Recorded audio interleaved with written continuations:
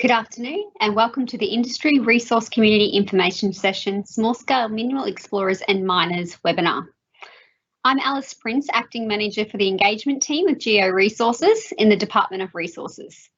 Thank you for joining this event today, Monday the 29th of March at 2 p.m.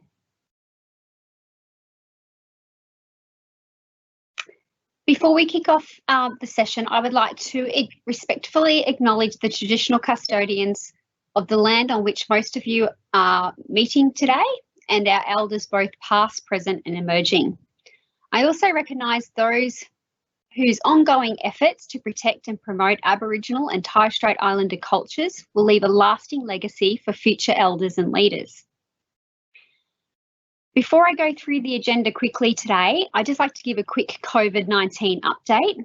The Department of Resources will be keeping Queensland Resources Council, APIA and AMEC up to date on the situation as development occurs. We are waiting for an official health direction on the situation, which I believe may have come through in the last half an hour. And following this advice, the department will provide communications to both to all of QRC, APIA and AMEC for distribution to your members. Okay, kicking off the session. We're going to be hearing from presentations from the Department of Resources, Land Access Ombudsman, Land Court, Ag Force, Geological Services Queensland, DAF and DES. We would appreciate your patience with any delays in the presentations. We are coordinating the presenters from various locations across the state and the strength of the internet may vary, especially now with many working from home. Today's presentation will be followed by a Q&A session. We ask everybody, if you have a question anytime during today's presentations, please pop it in the Q&A tab in the taskbar, and we will try to answer as many of these as possible today. But if we don't get to your question, we will follow up with you in the coming weeks. If you are posting anonymously and you've asked a question and we don't get around to it, at the end we'll put up our contact details, and we're very happy for you to contact us directly. Following today's presentation, there will be a live link to our feedback form. We ask you just take a minute to fill this out. I think there's like 5 or 6 questions. This provides us really useful information for our planning and to follow up with you on anything you'd like to see at our next sessions. So starting today with our presentation with our speaker number 1, we have Dr. Steve Ward, and he'll be talking about the statutory process for land access and land access. Dr. Steve Ward is the Director of the Engagement and Compliance Unit. Steve oversees teams focused on resource community engagement, inquiry and complaint management and compliance across petroleum and gas, minerals and coal sector statewide.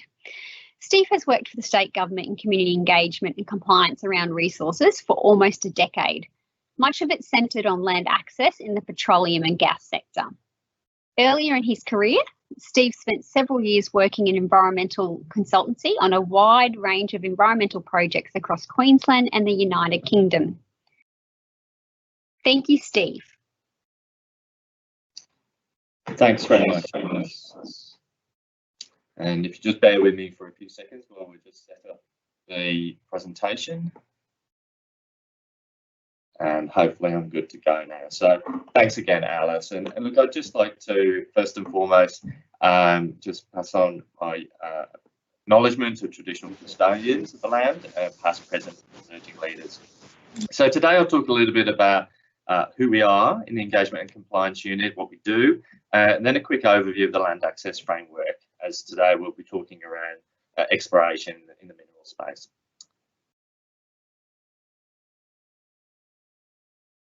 So you just have to bear with me. There will be a little bit delay perhaps as we move through the slides. Okay, rightio. So in terms of who we are, so engaging with industry, a community and other stakeholders and undertaking compliance activities is a critical role of the Department of Resources. With this in mind, the department has a dedicated unit, the Engagement and Compliance Unit, that offers a coordinated approach to resources engagement and compliance. We offer a range of services and have staff located across Queensland, allowing a local presence and boots on the ground. Go to that next slide. in terms of what we do. So let's start off with compliance. So we work with industry, amongst others, to ensure that the resources sector has the support, guidance and information necessary to meet its statutory obligations. We seek to ensure that our approach to compliance is risk-based, transparent, consistent, independent, proportional and fair. The principles and practices that underpin our compliance and enforcement activities is within our publicly available compliance plan, strategy and framework. And you can see in on the screen there, that's the current framework. Now, a component of our proactive compliance approach includes desktop and field inspections. We work closely with our assessment hubs, such as the Mineral Assessment Hub, to ensure that these activities align with their priorities. In a responsive sense, investigations form another aspect of our compliance approach, where we want to ensure that decision-making remains consistent, transparent, and defendable. In terms of proactive engagement, we undertake targeted delivery of information sessions, such as today, and QA panels about key resource topics. We have regular engagement with stakeholders, such as peak bodies, NRM groups, and so on, to understand issues and topics of interest. And we engage with our industry sector. So our focus here is really on ensuring that industry are fully aware of the regulatory framework in which they operate. We can also assist with disputes or issues where landholders and companies are whatever gridlocked a little bit. So for instance, if there's been a breakdown in communication, we can look to get those parties back on track. And the earlier we're able to do that in that process, the better. In terms of responsive engagement, we have a dedicated phone and email service. So generally, we'll obviously answer what we can at the time, but occasionally there's issues that come our way can be quite complex. And so in those cases, we'll follow up and keep you in the loop as we progress things. And we know that and understand that navigating government and our services can be a bit tricky sometimes. So we have an agreement across all the entities involved in this webinar to work together to streamline that for you. So, for example, if we're approached with an issue best addressed elsewhere, we'll aim to do the heavy lifting for you so you can get to speak to the right person seamlessly as possible. And similarly, where a response involves multiple agencies, we'll look to coordinate those activities wherever possible. Next on to a bit about the regulatory framework. So I'm sure that there's a few of our attendees today will have a good grasp on this, but I'll just move through it fairly quickly. So our focus today is obviously on minerals, and particularly exploration. So these are generally owned by the state. However, individuals, companies may apply to explore or extract these resources. For those mineral activities that are approved, they're granted under the Mineral Resources Act 1989, or the MRA, and managed across subsidiary regulations, policies, codes of operation, etc.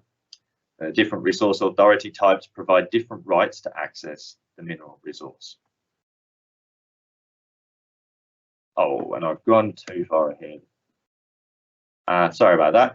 So in terms of the types of tenures, a quick rundown of it, those key tenure types, we've got the EPMs, the exploration permit for minerals, essentially there to determine what minerals exist, their quality and quantity. The mineral development licenses, this is generally once those minerals have been discovered and we're known to exist in the EPM. It allows for further studies of a resource and assessment of the development potential of a site. And finally, mining lease, or ML, and that obviously allows the miner to conduct larger scale mining operations.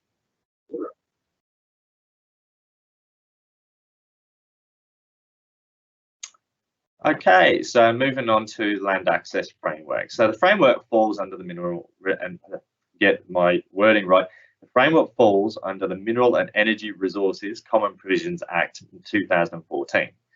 It covers exploration permits, which what we're focusing on today.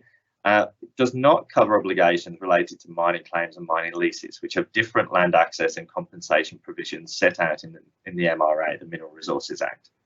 The framework recognises that where they are affected by resource company activities, landowners are entitled to know what activities are being undertaken. They're entitled to provide feedback into the processes associated with advanced activities. So those are activities that have more than a minimal amount of impact on a landowner business, and to the extent, obviously, that they relate to the landholder. So, for example, conditions of access and infrastructure layout. And they're entitled to receive compensation for impacts associated with those advanced activities. So to facilitate this, the land access laws include the following: Land Access Code 2016, entry requirements for preliminary activities, so those where there's no impact or minor impact, for example, walking the authority area, and negotiation of a conduct and compensation agreement, or a CCA, being the main type of agreement that we see in that space for those advanced activities. Statutory negotiation and dispute resolution process as well, and a restricted land framework. So this restricted land being land around particular buildings or areas that a resource company cannot enter without written consent of the landholder. Now, I should mention, you'll see on the right-hand side of the screen, there's a very useful guide on this, the Guide to Land Access in Queensland. And this includes a whole heap of really good information about obligations for both and rights for both the company and landholders at the various stages of accessing land. So I really do encourage you to have a look at that. You'll see below that picture, there's actually the link on the website as well. Okay, so the Land Access Code. So this is a key component of the Land Access Framework. It contains best practice guidelines and mandatory conditions related to land access. It's a condition of resource authorities to comply with the mandatory conditions of the Land Access Code. So these mandatory conditions address numerous different issues, including induction of persons, livestock and property, access points, roads and tracks, preventing the spread of declared pest species, gates and fences. And you'll see on the right-hand side of the screen, there's the Land Access Code itself, and once again, the link below.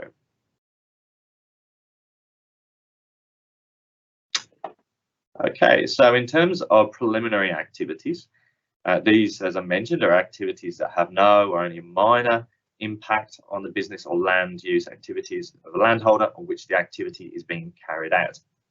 A resource company must provide each landholder with an entry notice at least 10 business days before the date they propose to enter the land if they plan to enter private land to carry out authorised activities for a resource authority, gain entry or cross-access land for the resource authority. The notice must include a description of the land to be entered, the period when the land will be entered, activities proposed to be carried out on the land, when and where the activities are to be carried out, contact details for the resource company or their authorised representative. So generally in this space, we'd suggest to give as fulsome information as possible so the landholder can essentially assess the impact on their operations in good time to have further discussions. For example, if there's mustering occurring, and that helps both parties then. So unless each landholder and the resource company otherwise agree in writing, maximum entry period is 6 months, where it's for an exploration resource authority. It's also worth mentioning that the first entry notice issued must also be accompanied by a copy of the relevant resource authority, the Land Access Code, any relevant environmental authority, so this is the conditions that manage those environmental impacts for the resource authority, and any code of practice made under the relevant Resource Act.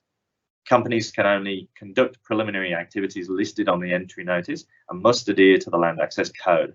However, a landholder has no right to object if an entry notice is valid for undertaking of authorised activities. Following the activities, an entry report is provided to the landholder. This is generally 3 months after the period stated in the entry notice. However, that can differ if a waiver notice has been agreed.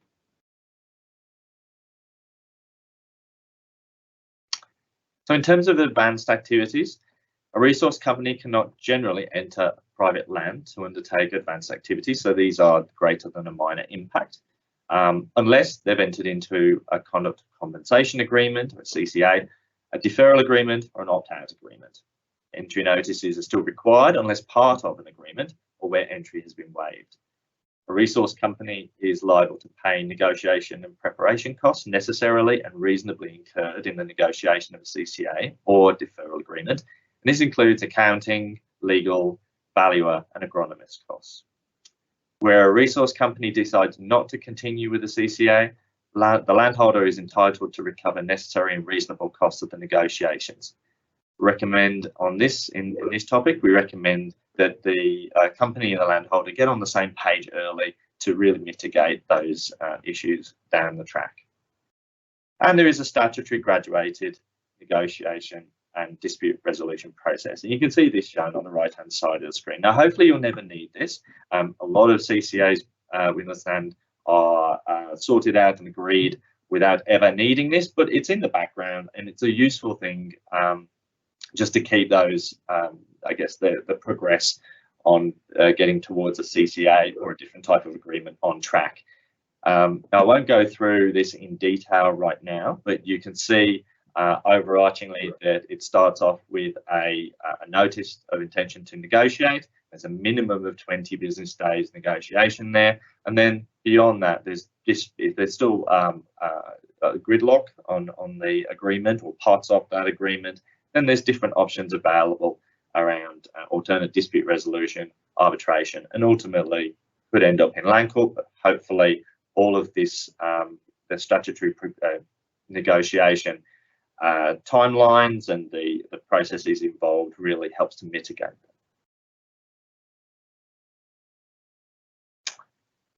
And a final point about social license to operate. Now, I think I may have actually gone over one, sorry. No, I haven't. Sorry about that. Okay. Companies obviously are required to obtain government approvals to operate, and there's various checks and balances along the way. So we know that the companies are always meeting their regulatory requirements. But increasingly so, the community's acceptance of a project is very important, and this brings your social license to operate into play. Now, social license to operate is built on your communication and relationships, and these need to be built and maintained through honesty, listening, and time. Positive reputation leads to project acceptance. Now, the Guide to Land Access in Queensland and Land Access Code both include sections on best practice that can help in looking through that for you as companies. And also the Engagement and Compliance Unit can assist where problems arise, but as always, contacting us early will help. And finally, just to say that ends my quick run through the land access framework around mineral exploration. As I mentioned, we do have a community info line and email service for any inquiries, concerns or complaints in relation to resources, and these details are up on the screen. Thanks very much for your time, and I'll now hand back over to Alice.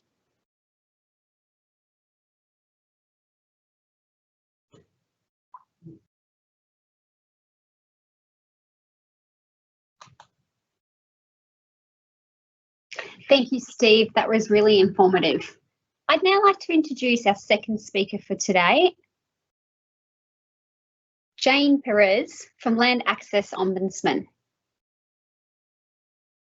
Jane is the Ombudsman of the Office of Land Access. Jane was appointed Queensland and Australia's first Land Access Ombudsman in late 2018 and has also been a Queensland's Energy and Water Ombudsman since 2016. As the Office of Land Access Ombudsman, Jane and her team provide free, independent dispute resolution services for resource companies and landholders in conflict over alleged breaches of conduct and compensation agreements and make good agreements. Jane has more than 35 years' experience in customer service, complaints management, mediation, conciliation and dispute resolution, and holds an MBA majoring in dispute resolution.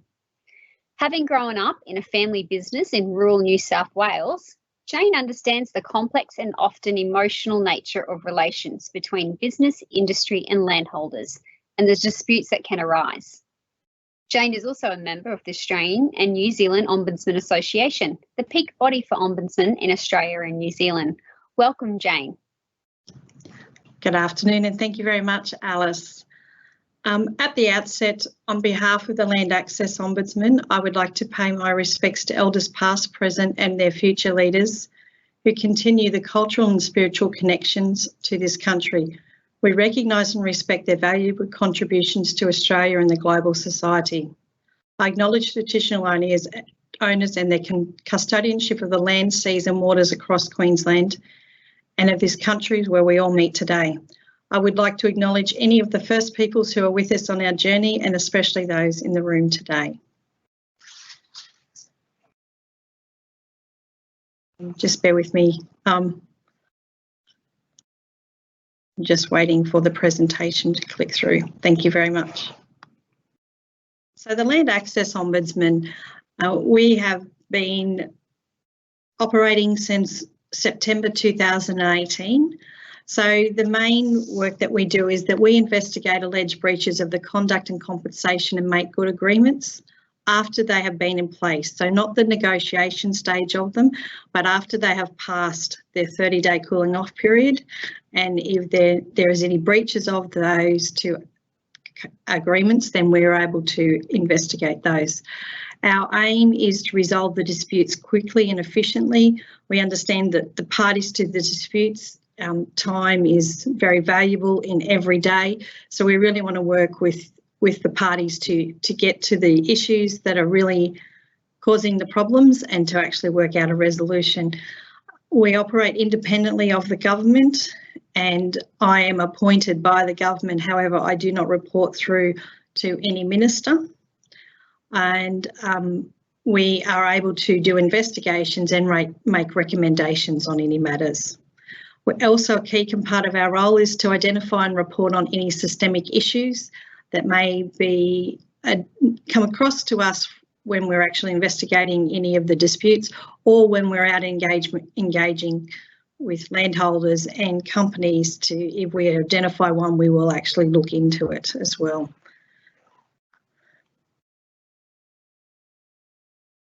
Okay. Sorry, apologies there, folks. What we cannot investigate, as I've spoke of quickly before, agreements which are still subject to the cooling off period. We do not investigate any government legislation, policies or decisions that have been made. Any matters that are now or previously under investigation by the government or in court, and compensation agreements under the Mineral Resources Act.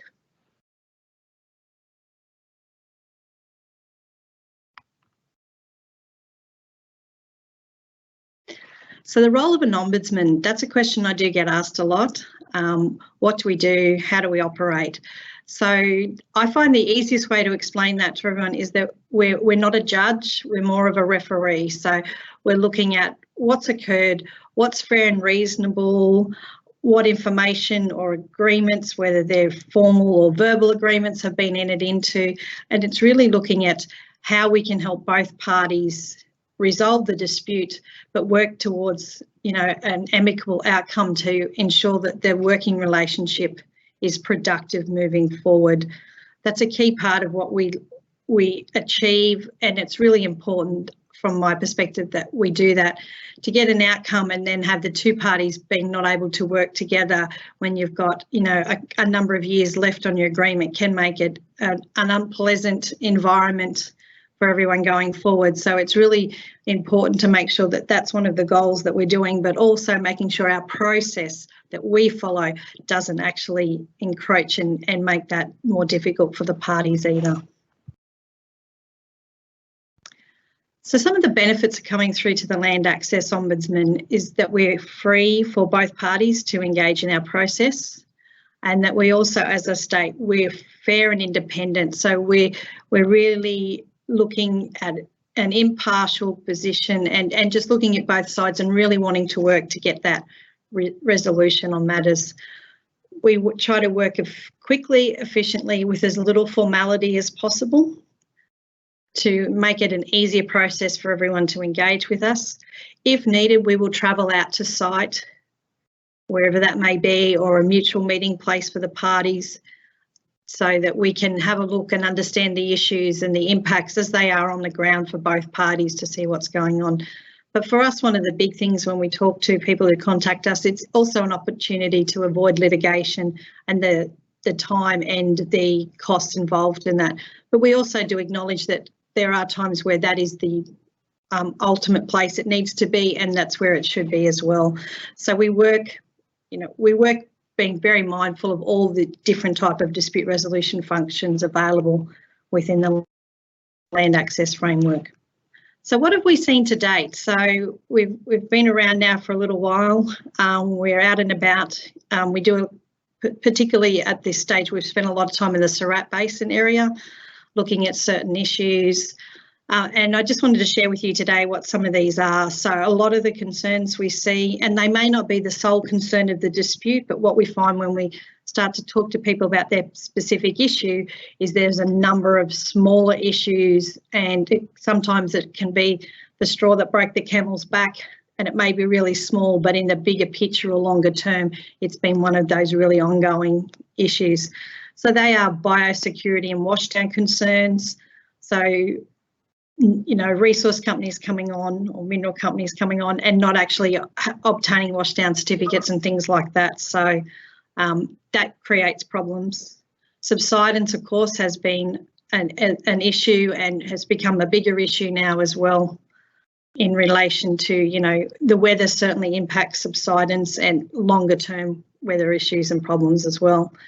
Damage or disrespect to property or equipment, and gate and access issues. Plus, we've had a few more recently on noise, smell or dust suppression. So the really day-to-day impact to both, and these issues have come from both sides of the dispute. So it's really important to really understand what they are and the particular perspectives of both parties to help us as we move forward and work with the parties on the matter. One of the bigger things we see is poor communication, and that's been in every dispute that we've had. When we get down to it, one of the key issues is poor communication. And even those matters we haven't been able to resolve or haven't been within our jurisdiction, communication is definitely one of the issues that they have. So it's failure to set or manage expectations, and that can be from both parties, as I've said. Inefficient handovers, particularly from the resource of the mineral companies. It's about a new land access manager or contractor or someone may come in and they're not actually aware of some of those day-to-day expectations that the parties have of each other or agreements that have been made, whether they're verbal or written about how you will do something on the land. That's not explained.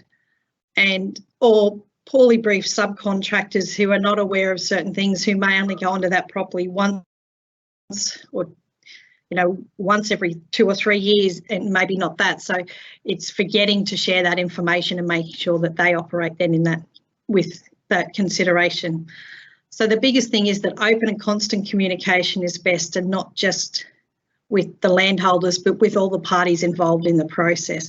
So that's one of the key takeaways from today. That would be the one to share with you all. Depending where you are on your journey in land access, it's still one of the key parts of everything that you need to do all the time to help maintain those relationships. So we've had some contractor breaches, and one was, well, there's been a couple, but they do not follow the dust suppression procedures for the property. They did not follow biosecurity clauses, and some have left waste of material on properties, causing safety issues. So, and they have impacted the landholder, and even one of their next managers coming onto the property, they have impacted those as well. So it's really important for yourselves to all remember, and to remind your contractors that you're responsible for your contractors as well. So we need to keep them all briefed on what's going on and make sure that you give them information, help them avoid any potential issues going forward. Maintaining a productive relationship. So that's the other key takeaway for you today, is when we've spoken to parties in these disputes, and some of the disputes we've had have gone on for many months, in the fact that we've been able to work with both parties in the dispute and get an agreement, but then the Land Access Ombudsman will monitor to make sure that any rectification or follow-up actions that have been agreed upon are in place. And what we've found is that we'll come to an agreement and it's leaving in a good space where both parties are confident and comfortable, and then the relationship in a month later actually breaks down again because they haven't been keeping in contact or letting each other know what's going on. So we always share with the parties, you're in a business partnership, whether you like it or not, you are. So please make sure that you treat these agreements like they are a partnership, and that both of you view the relationship that way and make it work that way. And we've received positive feedback from both parties in some of our matters where they found that really valuable to remind themselves of that where they are and that's what they're doing, and that's helped them interact better going forward. So just a really high level for you, what do we do and what's happened? So if you contact our office, we would ask that make sure you've been first to the landholder's been to the company or the company's been to the landholder, and you attempt to resolve the dispute yourselves. If you have, but you don't have an existing CCA or MGA, we cannot assist, but as Steve spoke about before, if we cannot assist you, we will refer you through to the correct area that we know can help you, so that you do not have to go through all of that information and get pushed around from different areas. We will make sure you get through to the right area. Or if you do have an existing and it's within our jurisdiction, then we will actually take the matter on and we'll handle it ourselves. So just some tips for a smooth process if you come through to our office. If we come to you and say we've received a dispute, we really implore you to take the opportunity and make sure that you provide a response to us and give us all the relevant information, and that you come to the table really wanting to try and get an outcome for you here. Be prompt in replying to our request for information. We also acknowledge and understand that there's always a lot going on. So if we ask for it and the time frame is not going to work, please just pick up the phone or send us an email and let us know, and then we can work out a new time frame. And provide us with all the applicable facts as well. So that's a bit about our process. So when I first started as the Land Access Ombudsman, I was looking at land access framework and everything, and I went, wow, I find this really confusing to know who do I go to, when do I go, where else can I go, and what can happen. So with the group that that's interacting with you today, we've worked out what we affectionately call our map, and it talks to you about where are you in the process and who can you go to for help. So that map's available on all our websites, or if you contract through to my organisation, we can actually send you out the email link for that map. It's got all the contact details that you need on there of how you can then actually interact with anyone there at all. So our process, as I've spoken to at a high level, but if we come through to the Land Access Ombudsman, we have an assessment section.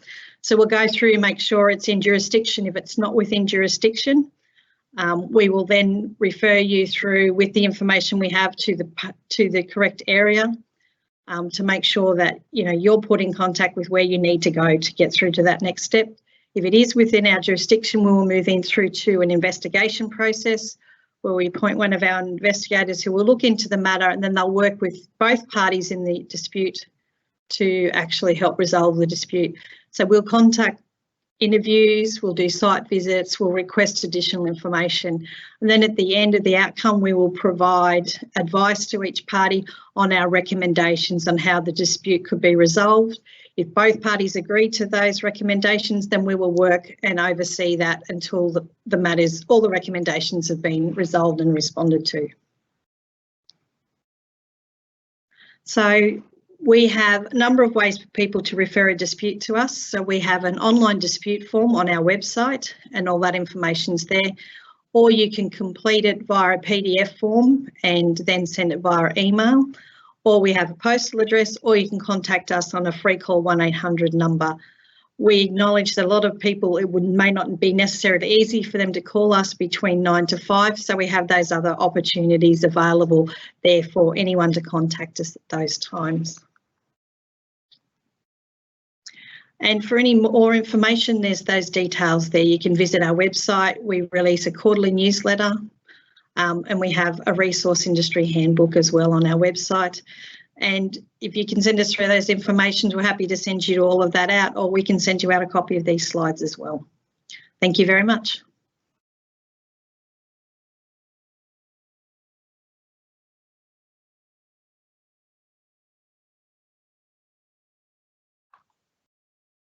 Thank you, Jane, for your informative presentation on the role that Ombudsman plays in assisting with dispute resolution for existing agreements. I think everybody attending today would have got something out of that presentation. I know I did, and I agree. I think everybody here today presenting, we work collaboratively together, and like Jane said, no inquiry goes to the wrong place. We work very, very close together in terms of making sure your inquiry gets to the right location. I'd like to move on to our third speaker for today, Mr. James McNamara. He'll be talking about alternative dispute resolution and the Land Court process. Member McNamara is from Land Court, Queensland. Member McNamara has built a distinguished legal career and also served as a senior public servant. He has served as a member of the Native Title Tribunal since 2014 and previously held the position of Assistant Director General of Queensland's Department of Natural Resources and Mines. Mr. McNamara was appointed as the new member of Land Court in February 2020. He has acquired strong expertise in land management and administration, environment and resources, as well as native title and cultural heritage. Welcome, Member McNamara. Thank you. Thanks, Alice, and good afternoon, everyone. There is a slideshow there. I won't go through the slides one by one, but they'll be available to you. At the outset, I'd say there's an enormous amount of information online, and Steve referred to the land access guides and things like that, which are fantastic and very accessible. Similarly, on the Land Court website, there's a lot of information about our processes and procedures, really importantly, there's this thing called the Procedural Assistance Service, and for anyone who's got any questions or wondering about what it is we do and how we might be able to help, just Google Procedural Assistance Land Court and you'll be able to find it easily enough. There's lots of Q&A there, which will answer just about any question you might have. And if you can't find the question and answer there, you can make an appointment to speak to someone in the registry who will then call you, and you can work through the issue that you might have.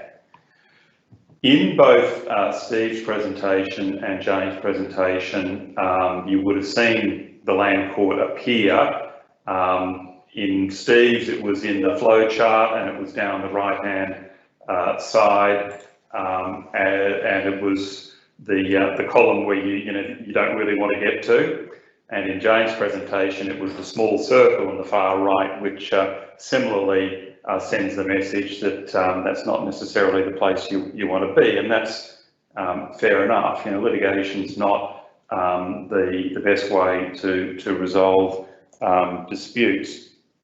Steve also drew the distinction between the mining compensation arrangements under the Mineral Resources Act, which primarily in relation to mining leases and mining claims, and the Common Provisions Act, which deals with the exploration side, and that's where you're in the world of the conduct and compensation agreements.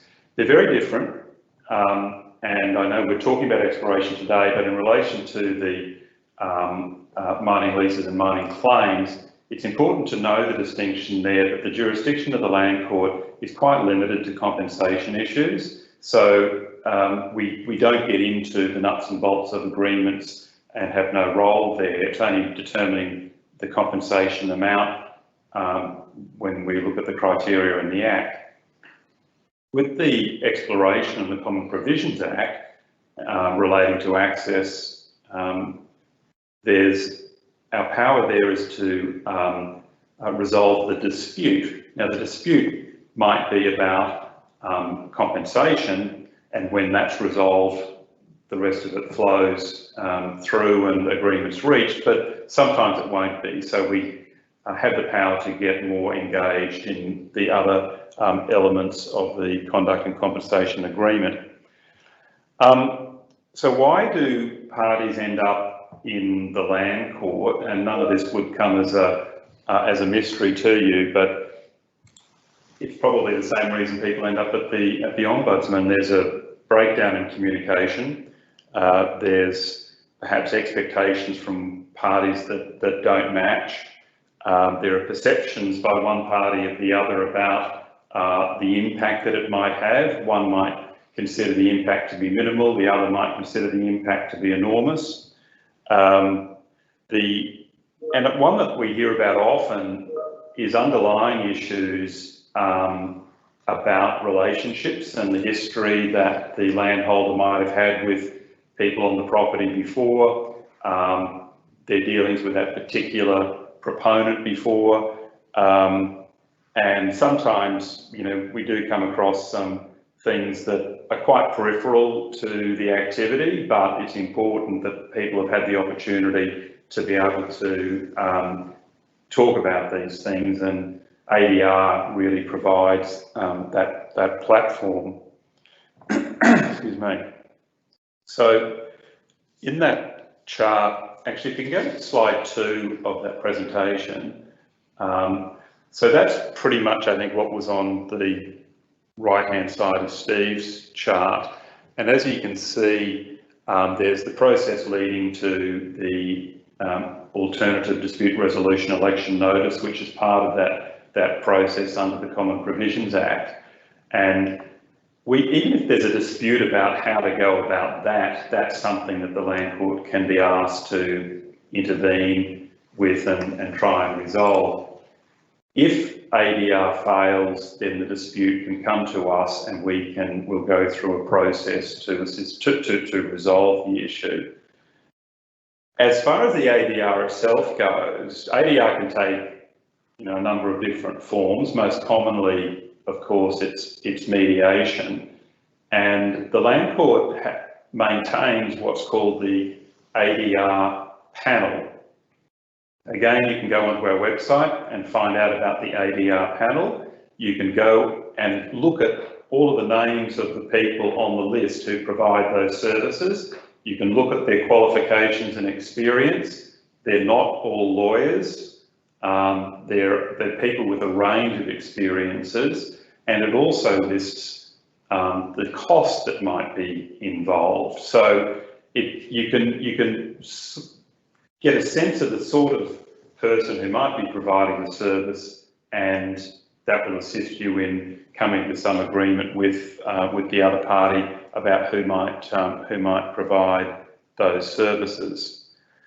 As I said, the particular jurisdiction in relation to exploration is to decide disputes. That can also extend to issues that are outside the footprint of the tenement area, but nevertheless on the person's land holding, and issues around restricted land as well.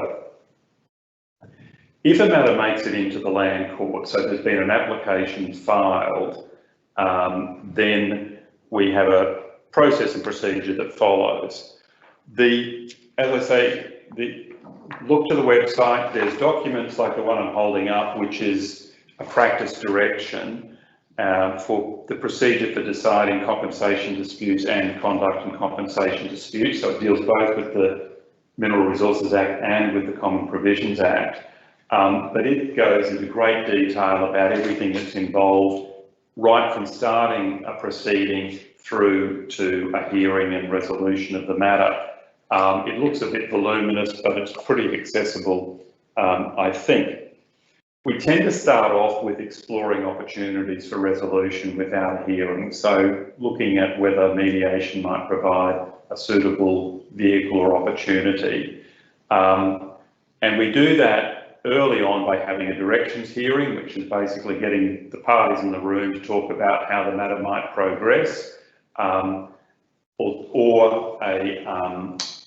a review, which is checking in with the parties from time to time, because what happens is we start off, and what the making of the application does is sparks a conversation happening between the parties, or it usually does that, and all of a sudden people start talking a bit more about what it is they want out of this this arrangement. So they often come along to this first meeting and say, look, since the application was lodged, we've been talking, we think we'll be able to reach agreement. Can you give us a bit of time? And that's what we'll do. We'll allow a bit of time for the parties to keep talking. Our jurisdiction and our Act tells us that we must operate in accordance with equity, good conscience, and the substantial merits of the matter. So we're a very comparatively informal jurisdiction. We don't strictly apply the rules of evidence, but we do put in place a framework and a procedure that hopefully leads to, will lead to an outcome that is based on the evidence and is fair and just. So we have pretty wide discretion about the way these matters are run. We'll listen to the parties to hear how they would be best able to participate. And importantly, you know, there's no requirement to have legal representation. There's the opportunity to have an advocate. We are flexible in the way we conduct our hearings, so they can be in person, they can be through video conferencing or audio, and in many cases they can simply be done on the papers. So the parties will be providing a statement about how they see things and what it is that they're looking for and what evidence they have to support their conclusion about the level of impact or not, and what their compensation claim might be and what the alternative proposal might be and so on. So there is a lot of flexibility and discretion around the way we go about doing that. Look, at the end of the day though, and unlike the Ombudsman, we are in a position where we can make a decision about these things. So it's there's a point where it's out of the hands of the parties, and we will do that. We'll put that in writing, and that will then take legal effect. What happens often is that parties do resolve the matters before it gets to that point, and the application is withdrawn, and that's the end of it. So look, I think that's all I need to say about it this afternoon. If you've got any questions, please send them through. I actually have to withdraw to deal with some matters before we go into lockdown this afternoon, but I'm happy if any questions are passed on to me via Tim Green, and I'll deal with them then. So thank you for your time.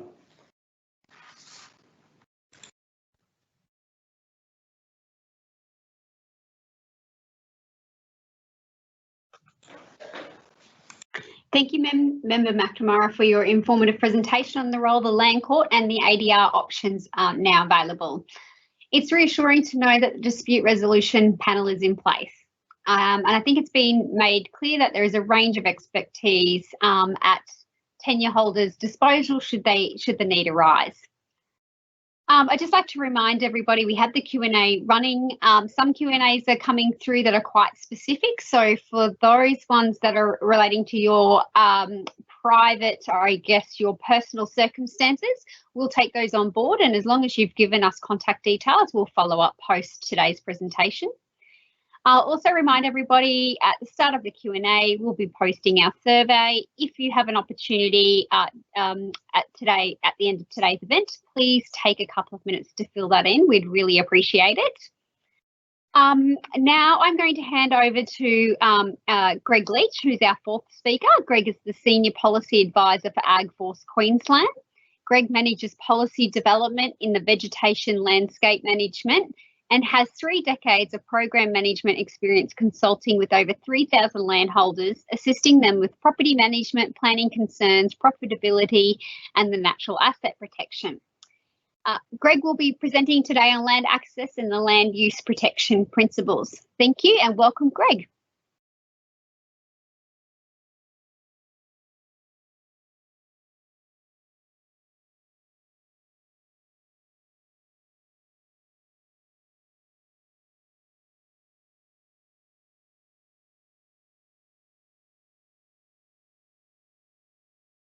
Apologies, we have a slight delay.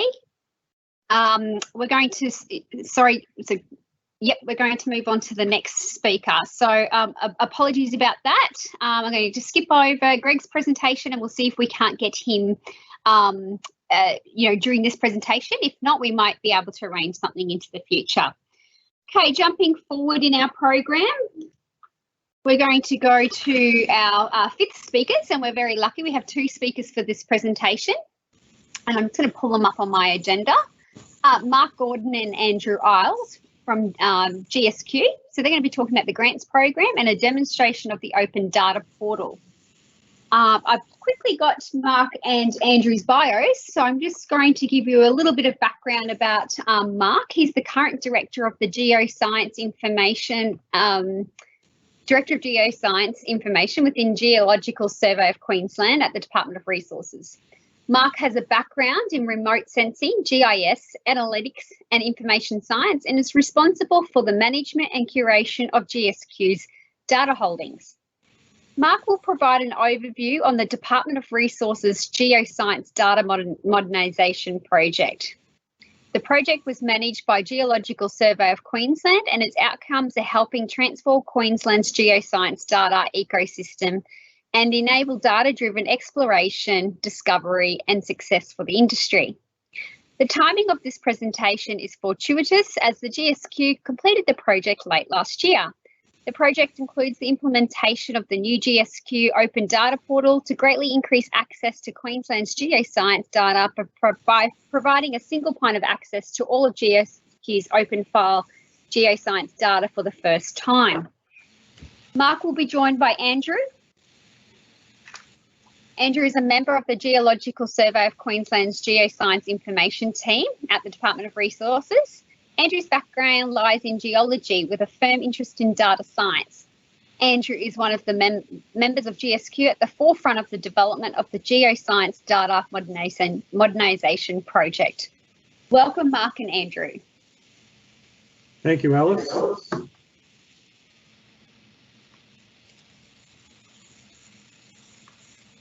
I'm just trying to get control here of the presentation.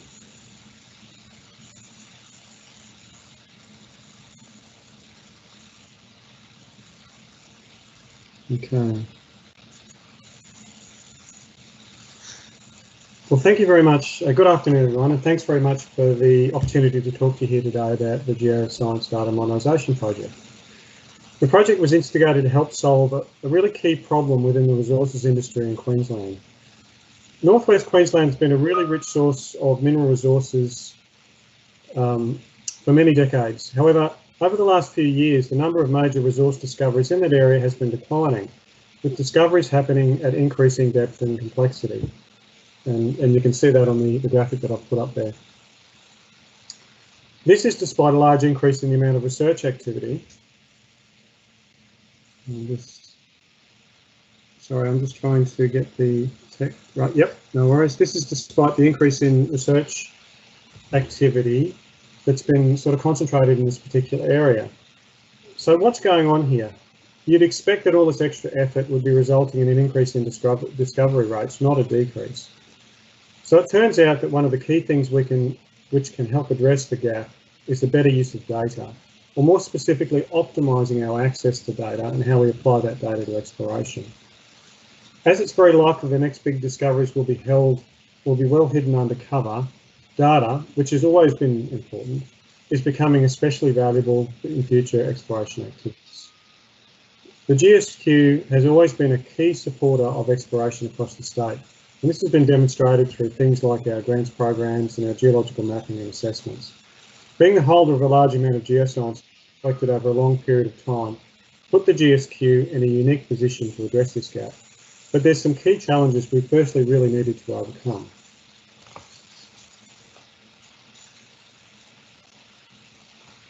There are a number of fundamental data management issues which are hampering access to our own information. It was true to say that we were custodians of large amounts of geoscience data. However, there were many challenges to getting this out in the hands of explorers efficiently and effectively. We had data spread across multiple sources, there were significant data quality problems, and our systems were really poorly integrated. Fundamentally, the GSQ was not an integrated data-driven business. Geoscience data is typically quite large in size, and as such we were unable to publish or accept large amounts of data online. Often we had to resort to manual ways of exchange, and as you can see in this picture, we were accepting and sending out data on USB sticks and hard drives and that kind of thing, which was quite challenging and very labour intensive. We also had a great deal of our data was offline. It just wasn't accessible at all. It was sitting on tapes and discs, CDs and DVDs out at our exploration delivery centre. It wasn't available for people to actually download. So it was a real challenge for us in terms of trying to get our data out into the public.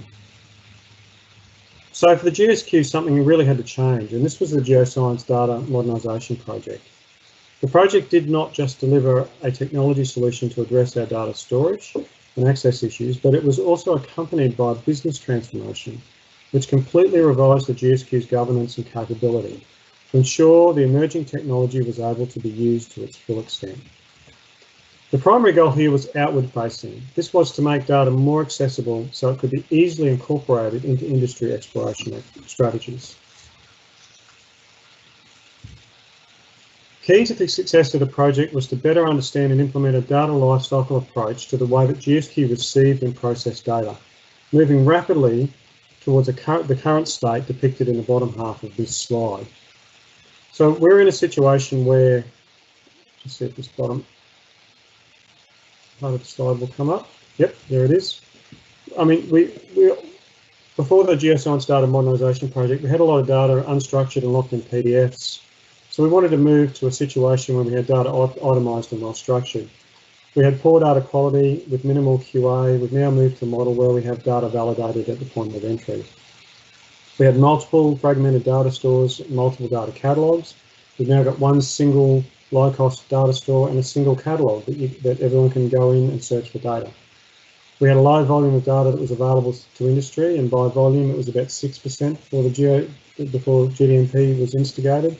Now we have greater than 90% of our open data available to industry. And of course, a lot of our processes and procedures were manual. Now we have APIs, open integration and advanced analytics. So what is GDMP? Well, technically it's a cloud-based data store using Amazon Web Services, and which houses all of our publishable data. We have all the data stored as objects, which is searchable and accessible via a CCAN data catalogue. And then we're able to add on top of these capabilities a data processing engine, visualization capabilities, analytical capabilities, some access APIs and the ability to publish to machine learning capabilities. And my slides are just taking a minute to come up here. So as you can see, there's a complete ecosystem here that we put in place, all the way from the base, having a good foundation in terms of a data object store and a catalogue that enables that to be searchable, all the way up to the ability to plug this data into machine learning algorithms.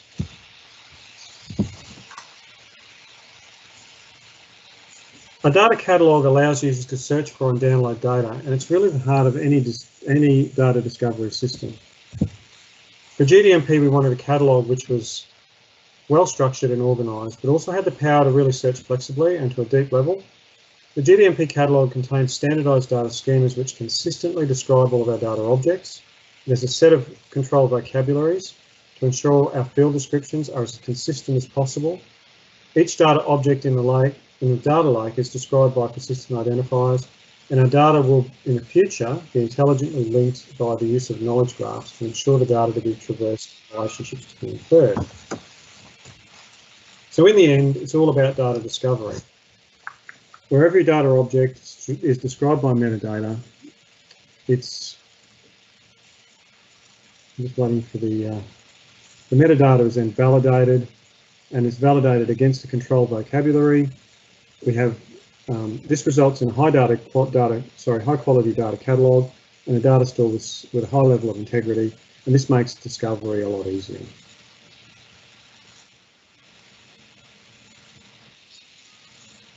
So I'll now hand over to Andrew Isles, who's going to give a quick demo of the Open Data Portal.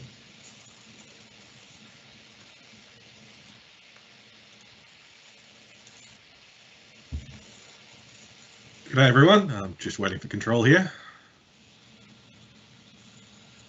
I'm very cognizant of time, so this will be a reasonably fast run through. So welcome to the Geoscience Open Data Portal. This is the front page. Everything on the front page is a quick way of getting access to search capacities. So we have Explore by Data Type, which is a quick way to search by those specific data types. So if you wanted to search specifically on reports, which the majority of you will, you could just click on report and you get taken to the search page with the report facet already engaged. Similarly, we have the region of interest, which is a way to spatially filter our data. The majority of our data, a very high percentage, is tagged spatially, so it allows for us to do very basic in the search engine top left, bottom right bounding box filters. So we can just draw a rectangle and then search that region of interest for any data that fits within that boundary. I would thoroughly recommend using the GeoRes Globe instead if you were going to do a complex spatial query. There is a layer in GeoRes Globe, the report index layer, which is all of our reports in GeoRes Globe. It's a far more robust spatial tool. We've also got, if we scroll down, featured datasets, which is a way for us to bring attention to datasets that we feel are important for industry to be aware of. And on the right, we're going to be using this as a rolling news page. It's been static a while, but we're working on that. So if we go back up, here we can just click on one of these and get sent over to the datasets page with the reports facet engaged. So once again, we have this region of interest filter that we can draw while here. And then you'll see that report is already engaged. So we've already put the facet on for reports. And you'll see that this is an AND filter. So in this case, it doesn't really matter because you can only have one type of data associated with it, but I can select OR and bring back reports on reports or magnetic surveys, and it will automatically filter to reports or magnetic surveys, and we've gone up to 86,000. So we can mix and match a whole variety of different facets from data type, commodities, earth science data category, which is our way of saying the science, geological features, which is one we're working on populating. It'll be things like the structure, the stratigraphy, etc. Report types, which is the detailed type of report, and then the data formats, the objects that are actually associated with that. So you could search on zip, LAS, text, JPEG, whichever file type is exposed. Zip will probably be the more common, as a lot of the data sets are multi-part and are contained within the zip file. So to clear your search, click datasets and it'll bring you back to a blank one. And then we can search for basic stuff in here. So any attribute is your basic search. It searches everything. So it's not quite robust, but it's very broad. So I could search for, let's say, Fairview. And we'll see we've got 890 results. And let's pretend we're looking for Fairview 37H. So I've got 890 data sets, but maybe not all of them are relevant. So I can tidy that up by searching on title instead.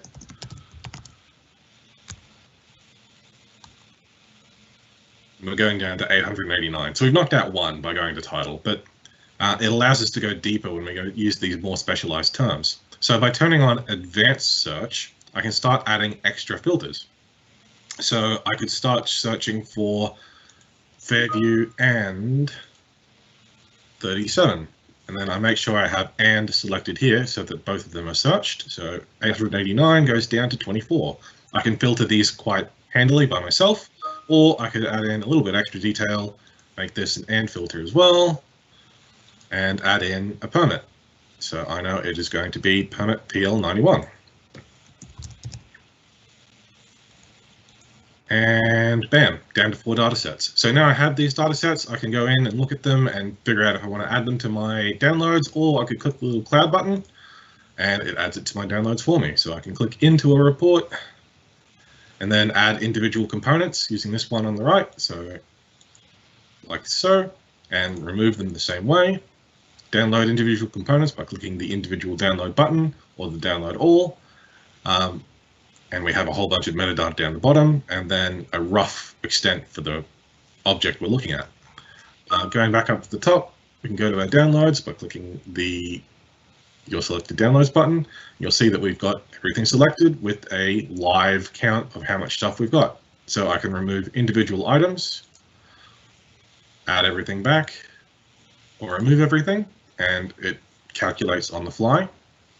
And when you remove everything, it keeps it there so that if you make a mistake, it's still there. And then if I scroll down to the bottom, I can remove everything.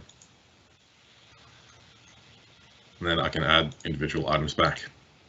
Clicking download will just download as a zip, or you can request delivery by S3. We also have APIs available. If you Google for GitHub GSQ, you'll find a lot of our details there.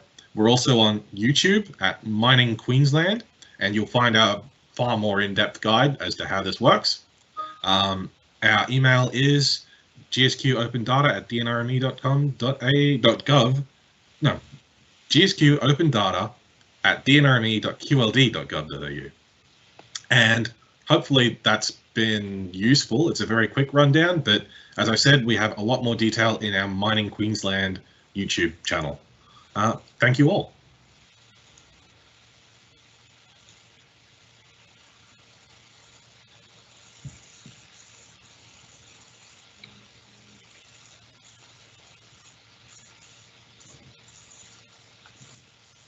Thank you, Mark and Andrew from the GSQ team.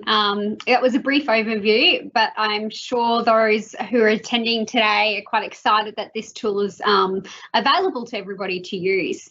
The GSQ team are sticking around. We do have a couple of questions that have come through the Q&A tool, so hopefully we'll be able to get to those if we don't run out of time. I'd like to move now on to our sixth presentation, I think, or maybe our fifth if Greg hasn't been able to make it. Up next is Kim McIntyre. She's with the Department of Agriculture and Fisheries, and Kim will be speaking about biosecurity is everybody's business. Kim works for Biosecurity Queensland as a Grains Biosecurity Officer. Her role is supported by the grains industry, involves assisting property owners and industry in understanding their general biosecurity obligation and identifying and mitigating biosecurity risk. So she's a strong advocate for farm biosecurity planning. Over to you, Kim.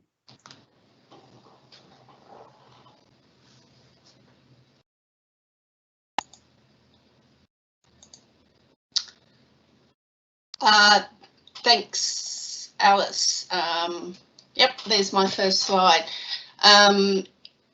Yeah, so today I'm cognizant that we are running a little bit over time, and so I'll try and move through this fairly quickly, but happy to take any questions.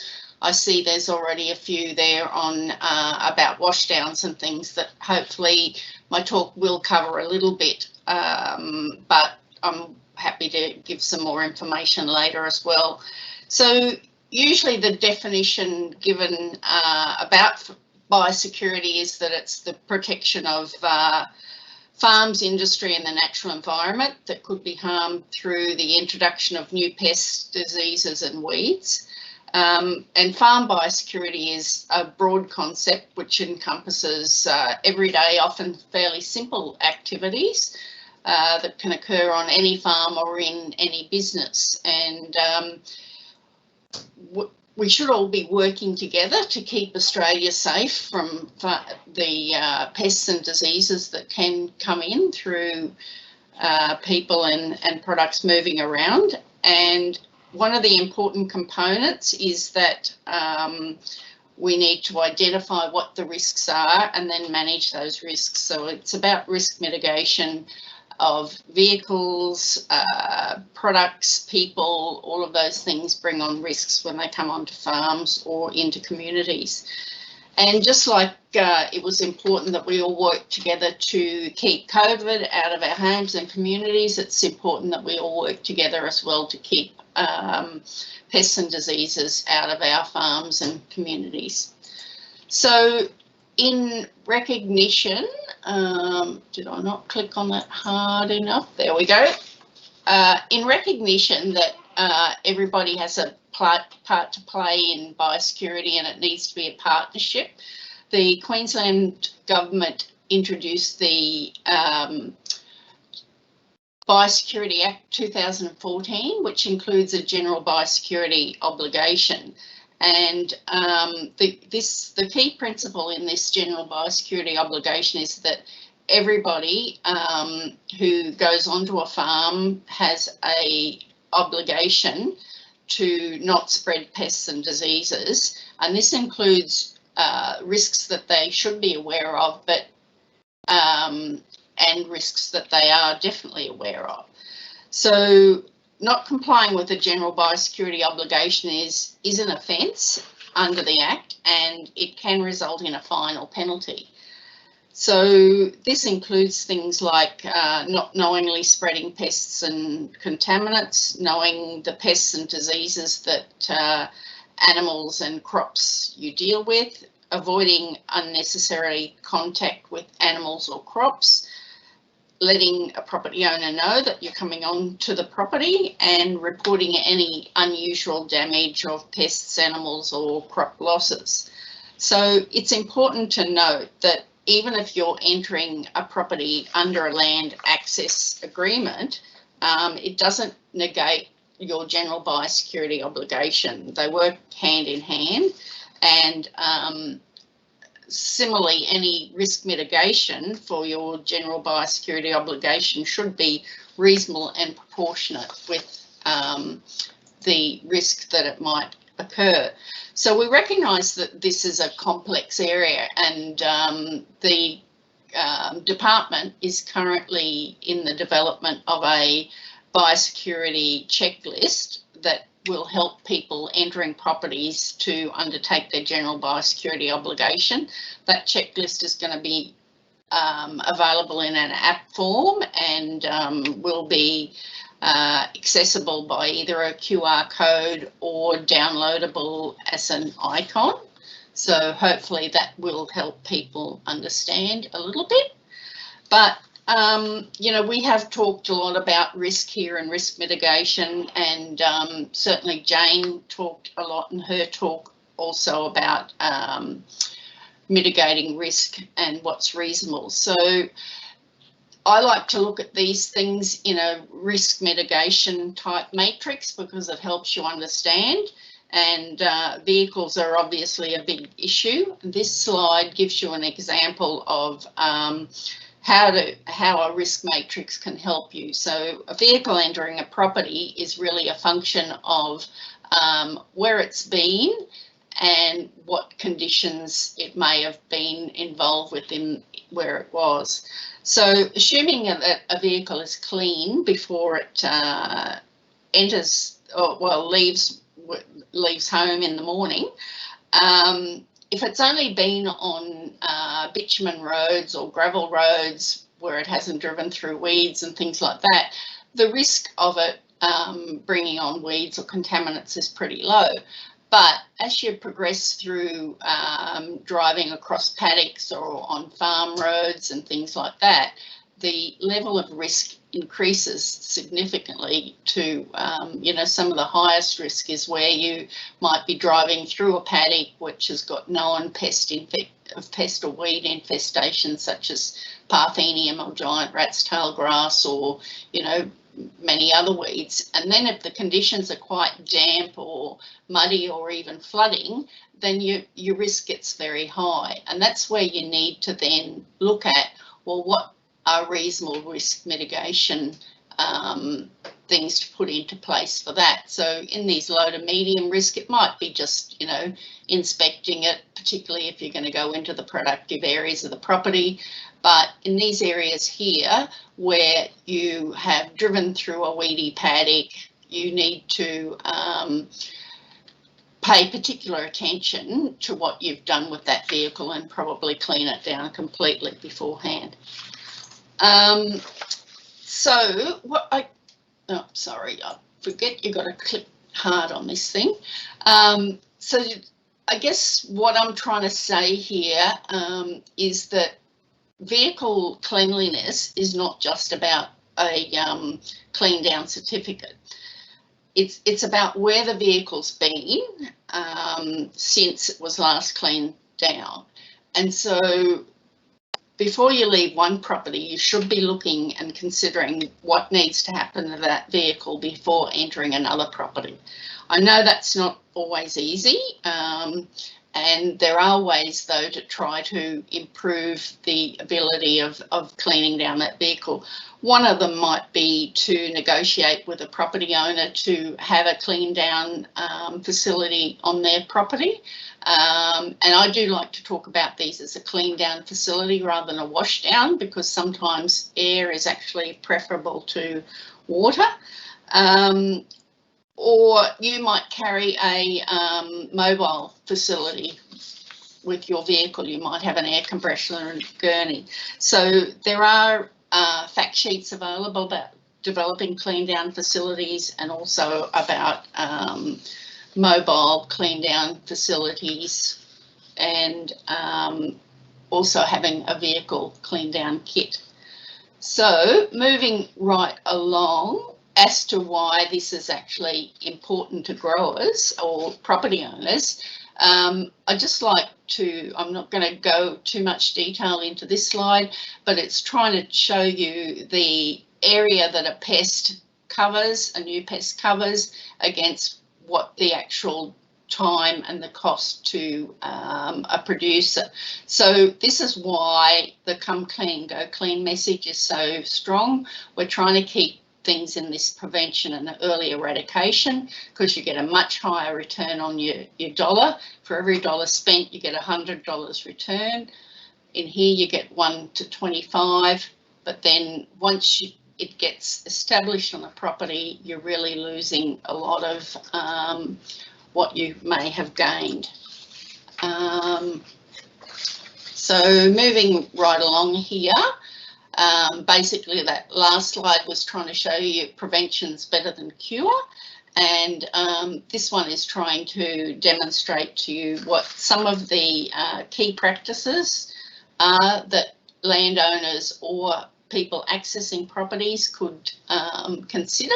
So there's been a lot of talk in a lot of the discussions today about clear and open communication that needs to come from both sides, from a landowner or landholder as well as from the people accessing the property, because the important thing is to keep that communication open. So the landowners might have a biosecurity plan. I'm not going to go detail what the biosecurity plan is, but it might include things such as putting up signage that limits the number of access points so that they know who's been on and off the property. It might include having designated parking areas, or a vehicle that goes into the productive areas of the property. Not having every single vehicle that comes onto the property driving across it, and things like that. Another important thing is if people have been overseas recently, they shouldn't come into contact with crops or livestock. That's a pretty high risk. So if you're returning from overseas, you should stay away from a farm for at least a week to 2 weeks. And if you're accessing the property, remember that it's a workplace, it's somebody's business, and often somebody's home. So you've got to be respectful of that, and think about it from their point of view.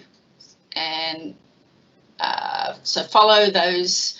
Other people have already talked about most of these things. Follow the things outlined in your agreements, cleanliness and hygiene of the vehicles and the people and the equipment that you might be using, and just consider your general biosecurity obligation. And last but not least, whoops, whoop, there we go. Right, just, you know, last but not least, following or developing up biosecurity plans can be daunting, but there are lots of things that can help you do that. There's lots of templates and lists on the Farm Biosecurity website, or I'm more than happy to help anybody accessing farms to look at what their risks are and how they might be able to mitigate them. And we can't cover off on all the things that might go into a farm biosecurity plan here, but just remember, biosecurity is everybody's business. We all have a general biosecurity obligation that we should follow, and the key to it is working together, keeping up that dialogue and protecting all of our livelihoods, because we've all got a job to do out there. So thank you. Back to you, Alice.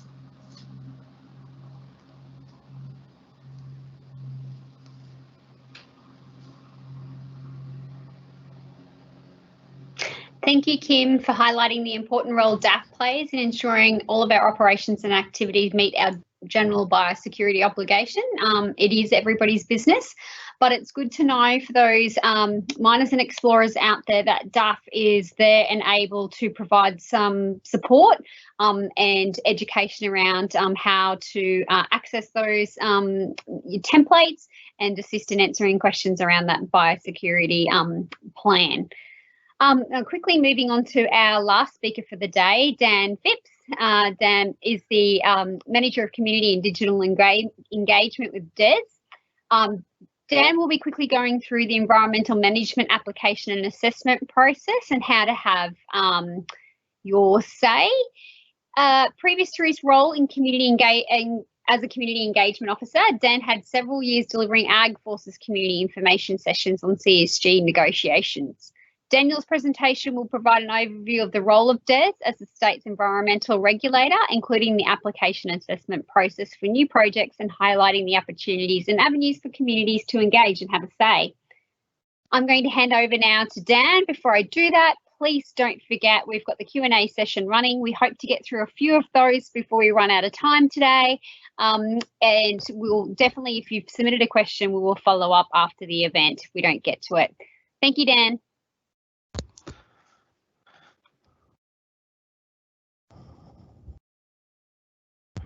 Great, thank you very much, Alice, and lovely to be here. I'll keep this as brief as I can just to whip through. So yes, I'm the Acting Manager of Community and Digital Engagement within the Department of Environment and Science. Just briefly, DES is Queensland's environmental regulator, so we manage responsibilities across environment, science and Great Barrier Reef portfolio, and we work closely with other agencies to manage and monitor the impact of the resources industry. We have regional centres based across the state, including compliance centres that have a role delivering region-based compliance activities for licence activities, as well as specialised business centres that deal with state-based licensing, assessment and escalated compliance decisions.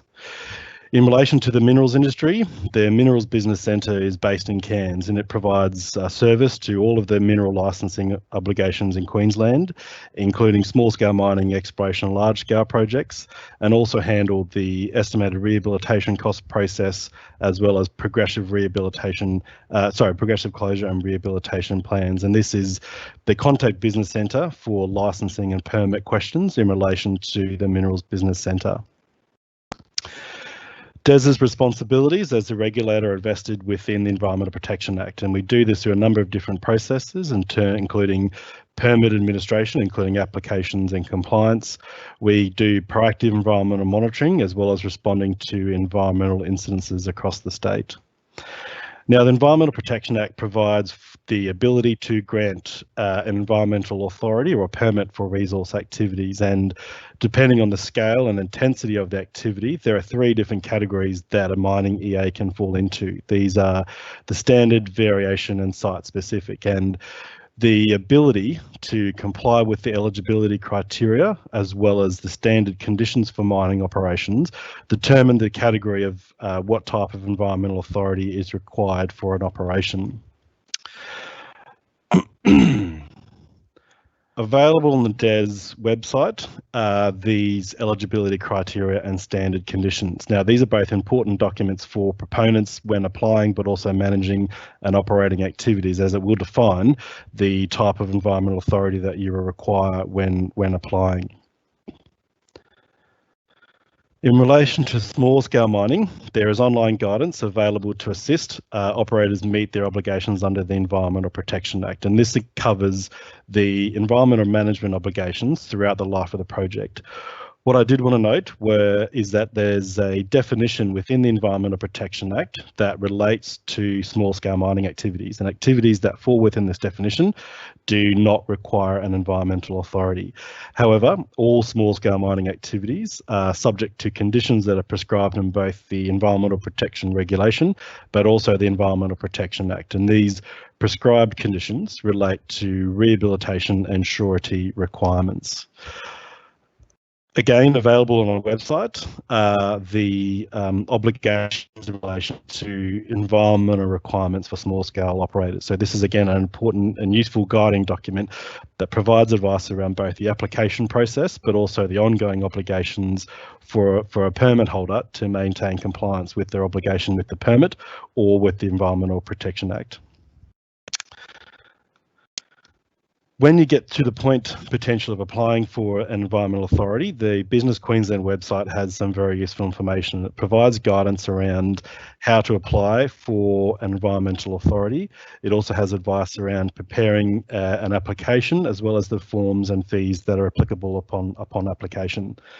Now, the most useful tool is the Forms and Fees Finder, and this is basically an online portal that allows you to go through a series of questions and checkpoints to determine what type of license may be required for your operation based on the intensity and location of activities, and it will provide you guidance around the type of environmental authority that you would need to apply for, or it will provide guidance around the eligibility criteria if you do not require a specific environmental authority for the application of the activities you're seeking to undertake. And it really should be the first reference point for new operators or those looking to expand their operation. Once you've gone through that process in terms of applying for an environmental authority or an EA, there are prerequisites that must be met. And the first is that you must be a registered suitable operator. An application can be made through the DES website, and where required, you need to also have the appropriate tenure from the Department of Resources. Again, once you've met those processes, you can go through the Forms and Fees Finder to guide you through the EA application process, and also to refine the type of application that you will need to make. You then complete the relevant forms, pay the fee, and lodge your application, which then goes through to our specialised assessment centres across the state, depending on the resource type that you're seeking to pursue. Just briefly to touch on the environmental offsets process. So in 2014, the Environmental Offset Act commenced, and what it required was an amendment to the existing offset conditions and the model mining conditions. And these are the model conditions that we determine criteria and compliance against when looking for the type of environmental authority that you will apply for. The guide is available online, and furthermore, there's also an information sheet which we have developed that allows you to understand and address the environmentally sensitive areas and also the offset requirements when you're going through a new EA application, but also as operators coming under the framework, something that you also need to be aware of as well. To support you through this process, there's various data and mapping that's available from the department through our geospatial portal. This mapping data includes environmental reports, environmental overlays, but also has maps specifically in relation to sensitive environmental areas for mining and petroleum activities. Through this portal, what you can do is look at the type of tenure that your operation holds. You can look at the location, the coordinates, or the tenure number, and this portal will then produce a map showing if any environmentally sensitive areas exist, and it'll also prescribe details as they relate to the obligations under the Environmental Protection Regulation, as well as relevant tenure obligations under the Environmental Protection Act as well. Sorry, I've slipped a slide there. In contacting us for further inquiries, the best process to go is to our permitting and licensing team, which is their contact details are there. In relation to community reporting, you can report 24 hours a day to our pollution hotline team. This allows you to lodge environmental report obligations, questions around performance standards and outcomes, and report anything to our team to take immediate action. And thank you very much for your time this afternoon. Sorry it was condensed.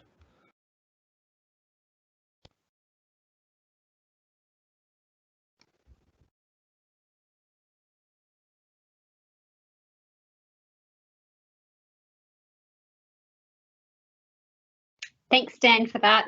And we do apologise, we've got a little bit of lag with the internet. Dan has to pop away now. It's probably like some of the other Brisbane people getting ready for their 5 p.m. lockdown. But Dan and the team have given a commitment from Des that if we receive any questions through with Des's responsibilities, we will follow up with them after the presentations today and the Q&A and get them directly back to you. So thanks, Dan, and have a good afternoon. Okay, I'm just going to jump over to our Q&A section. We've, as I've said before, we have got quite a lot of comments and questions coming through. A lot of them are specific to people's individual circumstances. So we've given a commitment that we will get back to you after we've consulted with the relevant areas. We're going to start off with our first published question. I'm just going to scroll up, so I do apologise. Does the requirement for the resource company to cover the reasonable and necessary cost in negotiating a CCA also include paying for the landholder time, or is it just professional cost? And for this question, I'm going to flick that over to Dr. Steve Ward from the Department of Resources. Thanks, Alice. And yep, look, it's the costs around the landholder's time are not included under the land access framework. And so, as I mentioned in my talk, it includes accounting, legal, valuer and agronomist costs. It doesn't stop either party from raising that and including that as part of your negotiations, but in terms of the kind of statutory side of things, it does not include that. Thanks.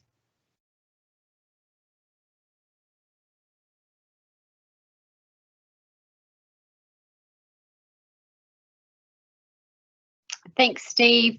The next couple of questions I'm going to ask Kim to answer. Now, we won't go into a big lot of detail because I think she did answer, parts of these questions during her presentation. But Kim, we've been asked, it's sometimes difficult to comply with biosecurity due to a lack of access to washdown facilities. Who is responsible for ensuring washdown facilities are available? We get directed to council, but if there is a drought on, they don't often operate.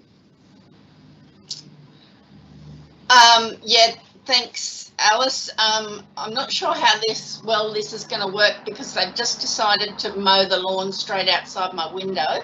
So let me wave like that if it's too noisy. I'll try and get close to the computer so that you can hear me rather than the mower. Basically, it's really, I don't know the legalities of that, to be honest. I don't know, Jane might even be able to comment on that. But really, it should be something that's negotiated between the company and the landholder, is my understanding. And I guess the thing that we like to get across is that it's really not about the washdown certificate. It's about the cleanliness of the vehicle.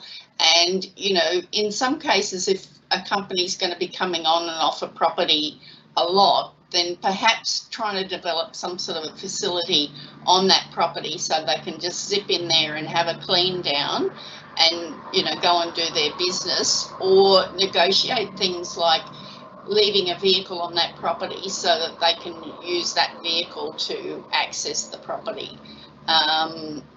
Particularly if they're coming on and off a lot. I do understand that it's one of those things that really sits in that reasonable area as to what is reasonable and what's not.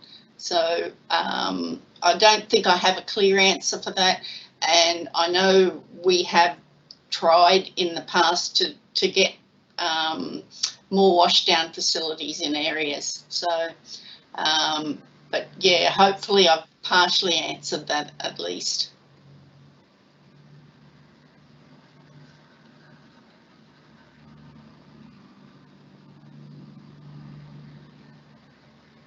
Thanks, Kim, for that. And that probably goes some way to answering the next question by Amanda, who has just raised the issue that it's not always possible because the majority of the shires do not provide a washdown facility. In our private chat, Kim has given us a commitment that she will flag this through the levels of government to see if we can't get all levels working together and we can get an update back out to you, Amanda, on this. It is a difficult one, especially with the drought. So we do totally understand. Amanda has another one, Kim, that you might be able to help with. A landholder's BMP should have a map provided to the visitor or miner highlighting areas already contaminated with weeds. Will this be included in the app, Kim, that you talked about? Thanks, Alice. No, I don't think, Amanda, that will be included in the app. So the app is more about the general requirements rather than individual property requirements. So when we talk about, you know, that there'll be a QR code, it's basically just to take you to that list on the web that can tell you what general things you should be. They won't necessarily, you will be able to potentially then email your access thing to the grower. So if you've got the grower's contact details, you can say, you know, this is what I've done before I've accessed your property, and you can email it to them, but it won't be including, to my knowledge anyway, the specific requirements for that property or any maps of that property. The grower, though, if they have that, should be able to supply you with a copy of that. So, but certainly not through the app, to my knowledge. The app won't really be finalised and available till later in the year too. It's still in development. Thanks, Kim, for that update. What we will do, we've received a few questions, probably more statements about the GSQ presentation around the portal and the data that's available through that tool. We will send out an email to all participants at the end of today's session. We'll be making our presentations available. We have been unfortunately able to get AgForce on, so in that email we'll also send out their presentation and GSQ's contact details. So Mark and his team are happy to continue having a direct one-on-one conversation. They're always welcome to receiving feedback about how to make those tools better and more fit for purpose. So we'll send out those contact details and we can send that information out for you to contact them directly. We have ran over time and I do apologise. I thank you for everybody who's hung in there. As I said, we've got some specific questions. We'll get back to those. I'd like to take this time before everybody jumps offline to thank all of our presenters today.